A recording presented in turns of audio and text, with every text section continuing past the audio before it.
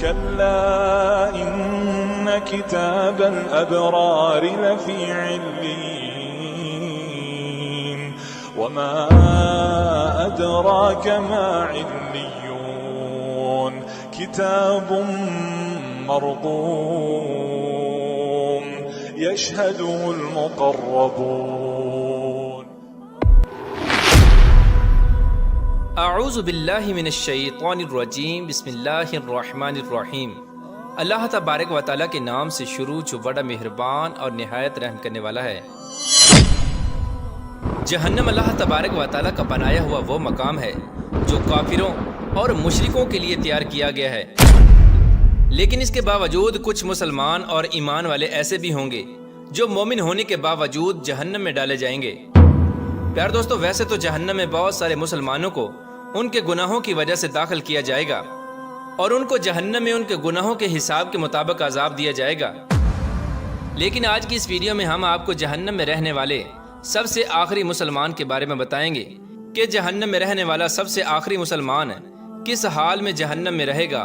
اور اس کو کس طرح عذاب دیا جائے گا، اور یہ کتنے ہزار سال تک جہنم کی خوفناک وادیوں میں پڑا رہے گا، اور یہ آخری مومن جہنم میں کس طرح تڑپ تڑپ کر اپنے رب کو آوازیں دے گا اور اپنے پروردگار کو پکارے گا، اور پھر آخر کار اللہ تبارک و تعالیٰ اس مومن کے ساتھ کیا معاملہ فرمائے گا. پیار دوستو، اس ایمان افروز واقعے کو سننے کے لیے آپ سے ہماری یہ گزارش ہے کہ اس ویڈیو کو اینڈ تک ضرور ملاحظہ فرمائیں. یقیناً یہ ویڈیو آپ کے ایمان کی مضبوطی کا سبب بنے گی. پیار دوستو، جنت میں داخل ہونے کی سب سے پہلی شرط ایمان ہے. جو کوئی بھی ایمان کی حالت میں اس دنیا سے جائے گا تو اللہ تبارک و تعالیٰ اس کو ضرور جنت میں داخل فرمائے گا. جیسا کہ حدیث پاک میں آتا ہے کہ حضور اکرم صلی اللہ تعالی علیہ وآلہ وسلم نے ارشاد فرمایا کہ جس مسلمان کے دل میں رائی کے دانے کے برابر بھی ایمان ہوا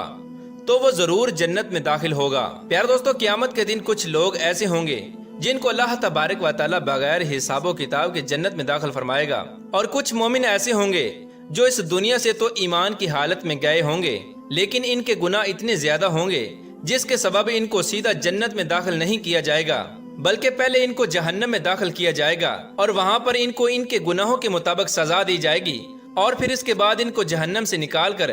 جنت میں داخل کر دیا جائے گا. پیار دوستو، یہاں پر سوال یہ پیدا ہوتا ہے کہ جب جنت میں جانے کے لیے ایمان ہی شرط ہے تو پھر ایمان والوں کو جہنم میں ڈال کر اس کے بعد ہی جنت میں کیوں داخل کیا جائے گا؟ سیدھا جنت میں داخل کیوں نہیں کیا جائے گا؟ اس اعتراض کے جواب میں علماء کرام بیان فرماتے ہیں کہ جنت اللہ تبارک و تعالیٰ کا بنایا ہوا وہ پاکیزہ مقام ہے جو اللہ تبارک و تعالیٰ نے پاکیزہ اور نیک لوگوں کے لیے تیار کیا ہے. لہٰذا جو لوگ مومن تو ہوں گے لیکن گناہ گار ہوں گے اور گناہوں کے سبب وہ ناپاک ہوں گے، لہٰذا اللہ تبارک و تعالیٰ پہلے ان کو جہنم میں داخل فرمائے گا اور ان کو ان کے گناہوں کی سزا دے گا، اور اس طرح اللہ تبارک و تعالیٰ ان کو پاکیزہ کرے گا، اور ان کو پاکیزہ کرنے کے بعد اللہ تبارک و تعالیٰ جہنم سے نکال کر ان تمام لوگوں کو جنت میں داخل کر دے گا. لہٰذا جو لوگ اس دنیا ہی سے پاکیزگی کی حالت میں جائیں گے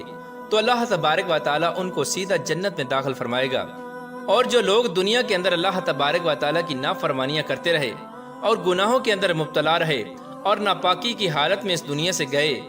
تو اللہ تبارک و تعالیٰ ان کو جہنم میں ضرور داخل فرمائے گا اور ان کو ان کے گناہوں کی سزا ضرور ملے گی. اور یہ بھی ممکن ہے کہ اللہ تبارک و تعالیٰ اپنی رحمت سے جس کو چاہے گا معاف فرما دے گا. پیار دوستو، اب بات کرتے ہیں جہنم میں رہنے والے سب سے آخری مسلمان کے بارے میں. اس کے متعلق روایات میں آتا ہے کہ ایک مرتبہ حضور اکرم صلی اللہ تعالی علیہ وآلہ وسلم صحابہ کرام کی مجلس میں جلوہ فروز تھے کہ ایک شخص حضور اکرم صلی اللہ تعالی علیہ وآلہ وسلم کی خدمت میں حاضر ہوا اور عرض کرنے لگا، یا رسول اللہ صلی اللہ تعالی علیہ وآلہ وسلم، کوئی ایسا مومن بھی ہوگا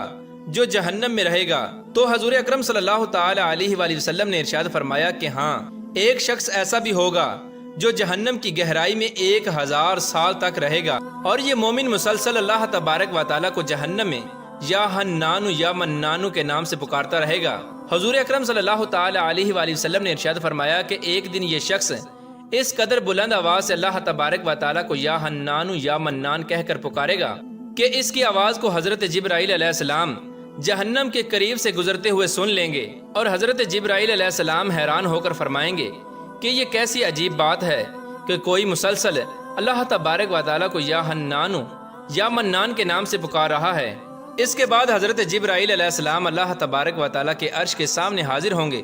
اور اپنے سر کو سجدے میں رکھ کر اللہ تبارک و تعالیٰ کی تسبیح بیان کریں گے۔ تو اس وقت اللہ تبارک و تعالیٰ ارشاد فرمائے گا کہ اے جبرائیل علیہ السلام اپنے سر کو اٹھاؤ۔ جیسے ہی حضرت جبرائیل علیہ السلام اپنے سر کو اٹھائیں گے تو اللہ تبارک و تعالیٰ ارشاد فرمائے گا کہ اے جبرائیل علیہ السلام بتاؤ تم نے کیا عجیب دیکھا۔ تو حضرت جبرائیل علیہ السلام اللہ تبارک و تعالیٰ کی بارگاہ میں عرض کریں گے کہ یا رب العالمین، آج میں نے جہنم سے ایک عجیب و غریب آواز سنی ہے جو کہ جہنم کے کسی گہرے گڑھے سے لگ رہی تھی، اور کوئی پکار رہا تھا یا حنانو یا منان۔ تو اس وقت اللہ تبارک و تعالیٰ حضرت جبرائیل علیہ السلام سے ارشاد فرمائے گا کہ اے جبرائیل، جہنم کے دروغہ مالک کے پاس جاؤ اور اسے کہو کہ جو بندہ یا حنانو یا منان کی صدا لگا رہا ہے اسے جہنم سے نکال کر تمہارے حوالے کر دے، اور پھر تم اسے میرے پاس لے آؤ۔ اس کے بعد حضرت جبرائیل علیہ السلام جہنم کے دروازے پر تشریف لائیں گے اور جہنم کے دروازے پر دستک دیں گے تو جہنم کے دروغہ حضرت مالک باہر آئیں گے اور حضرت جبرائیل علیہ السلام انہیں اللہ تبارک و تعالیٰ کا پیغام سنائیں گے۔ اللہ تبارک و تعالیٰ کا یہ پیغام سن کر جہنم کے دروغہ حضرت مالک جہنم میں اس بندے کو تلاش کرنے کے لیے جائیں گے۔ اس کے بعد حضور اکرم صلی اللہ تعالی علیہ وآلہ وسلم نے ارشاد فرمایا کہ جیسے ماں اپنے بچوں کو پہچانتی ہے ایسے ہی حضرت مالک جہنم کو پہچانتے ہیں، لیکن اس کے باوجود آپ یا حنان یا منان کہنے والے شخص کو تلاش نہ کر پائیں گے اور باہر تشریف لے آئیں گے۔ اس وقت جہنم کے دروغہ حضرت جبرائیل علیہ السلام سے عرض کریں گے کہ اے جبرائیل علیہ السلام، جہنم نے گہرا سانس لیا ہے، اسی لیے کون سی چیز پتھر ہے اور کون سی چیز لوہا اور کون انسان ہے اس کی پہچان نہیں ہو رہی۔ چنانچہ یہ بات سن کر حضرت جبرائیل علیہ السلام دوبارہ اللہ تبارک و تعالیٰ کی بارگاہ میں حاضر ہوں گے اور اپنے سر کو سجدے میں رکھیں گے اور اللہ تبارک و تعالیٰ کی پاکی بیان کریں گے۔ تو اللہ تبارک و تعالیٰ حضرت جبرائیل علیہ السلام سے فرمائے گا کہ اے جبرائیل علیہ السلام اپنے سر کو اٹھاؤ، تم یا حنان یا منان کہنے والے شخص کو کیوں نہیں لائے؟ تو حضرت جبرائیل علیہ السلام اللہ تبارک و تعالیٰ کے حضور عرض کریں گے کہ یا رب العالمین، دروغہ جہنم حضرت مالک نے بھی معذرت کر لی ہے۔ وہ کہتے ہیں کہ جہنم نے ایک گہرا سانس لیا ہے جس کی وجہ سے پتھر، لوہے اور انسان کے درمیان کوئی فرق نہیں بچا، یہ سب جل کر کوئلہ بن چکے ہیں اور کسی چیز کی پہچان نہیں ہو رہی۔ تو اللہ تبارک و تعالیٰ ارشاد فرمائے گا کہ اے جبرائیل علیہ السلام، جہنم کے دروغہ مالک سے جا کر کہو کہ میرا بندہ جہنم کے فلاں گڑھے میں فلاں کونے میں اس حالت میں پڑا ہے۔ چنانچہ حضرت جبرائیل علیہ السلام اللہ تبارک و تعالیٰ کے حکم کے مطابق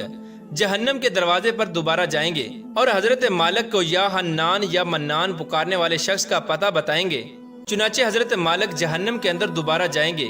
اور اس مقام پر جا کر دیکھیں گے کہ ایک شخص کہ جس کے پاؤں اس کی پیشانی کے ساتھ بندھے ہوئے ہیں اور اس کے ہاتھ گردن کے ساتھ بندھے ہوئے ہیں اور جہنم کے سانپ اور بچھو اس کے ساتھ لپٹے ہوئے ہیں۔ چنانچہ حضرت مالک اس شخص کی زنجیروں کو توڑ دیں گے اور اس آدمی کو جہنم سے نکال کر حضرت جبرائیل علیہ السلام کے حوالے کر دیں گے۔ حضرت جبرائیل علیہ السلام اس شخص کو لے کر اللہ تبارک و تعالیٰ کے حضور حاضر ہوں گے اور اپنے سر کو سجدے میں رکھیں گے۔ اس وقت اللہ تبارک و تعالیٰ حضرت جبرائیل علیہ السلام سے فرمائے گا کہ اے جبرائیل علیہ السلام، اپنے سر کو اٹھاؤ۔ تو حضرت جبرائیل علیہ السلام اپنے سر کو اٹھائیں گے۔ اس کے بعد اللہ تبارک و تعالیٰ اس آدمی سے مخاطب ہو کر فرمائے گا کہ اے میرے بندے، کیا میں نے تجھے بہترین تخلیق نہیں کیا اور میں نے تیری طرف رسول نہیں بھیجے تھے؟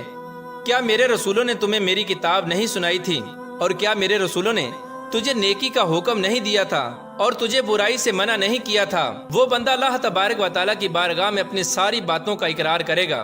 اور اپنے تمام گناہوں کا اقرار کرے گا اور اللہ تبارک و تعالیٰ کے حضور عرض کرے گا کہ یا رب العالمین، تو نے میری بہترین تخلیق فرمائی اور تیرے رسول بھی تشریف لائے اور انہوں نے تیرے احکام بھی سنائے۔ تو اللہ تبارک و تعالیٰ اس بندے سے ارشاد فرمائے گا، پھر تو نے فلاں فلاں گناہ کیوں کیا؟ اس وقت وہ بندہ اللہ تبارک و تعالیٰ کی بارگاہ میں عرض کرے گا کہ یا رب العالمین، میں نے اپنی جان پر ظلم کیا جس کی وجہ سے مجھے جہنم میں ڈال دیا گیا۔ وہ بندہ اللہ تبارک و تعالیٰ کی بارگاہ میں عرض کرے گا کہ یا رب العالمین، اس کے باوجود بھی میری امید نہیں ٹوٹی، مجھے تیری رحمت سے امید تھی، اس لیے میں تجھے پکارتا رہا۔ یا رب العالمین، تو نے مجھ پر اپنا کرم کیا اور مجھے جہنم سے نکال دیا۔ اے میرے پروردگار، مجھ پر رحم فرما اور مجھے بخش دے۔ اس کے بعد اللہ تبارک و تعالیٰ ارشاد فرمائے گا کہ اے فرشتوں گواہ ہو جاؤ کہ میں نے اس بندے پر رحم کیا اور اس کو بخش دیا۔ پیار دوستو، بے شک اللہ تبارک و تعالیٰ کی رحمت اور محبت کی کوئی حد نہیں۔ اللہ تبارک و تعالیٰ کی رحمت اللہ تبارک و تعالیٰ کے غضب پر غالب ہے، اور اللہ تبارک و تعالیٰ اپنے بندوں سے 70 ماؤں سے بھی زیادہ پیار کرتا ہے۔ آج ہمارے پاس وقت ہے، آج ہم خود کو پاکیزہ کر لیں، کہیں ایسا نہ ہو کہ اللہ تبارک و تعالیٰ قیامت کے دن ہمیں جہنم میں ڈال دے۔ اللہ تبارک و تعالیٰ سے دعا ہے کہ اللہ تبارک و تعالیٰ ہمیں گناہوں سے بچنے کی توفیق عطا فرمائے اور سیدھے رستے پر چلنے کی توفیق عطا فرمائے، اور قیامت کے دن ہمیں ان لوگوں کے ساتھ اٹھائے جو لوگ اس دنیا کے بعد سیدھا جنت میں داخل ہوں گے۔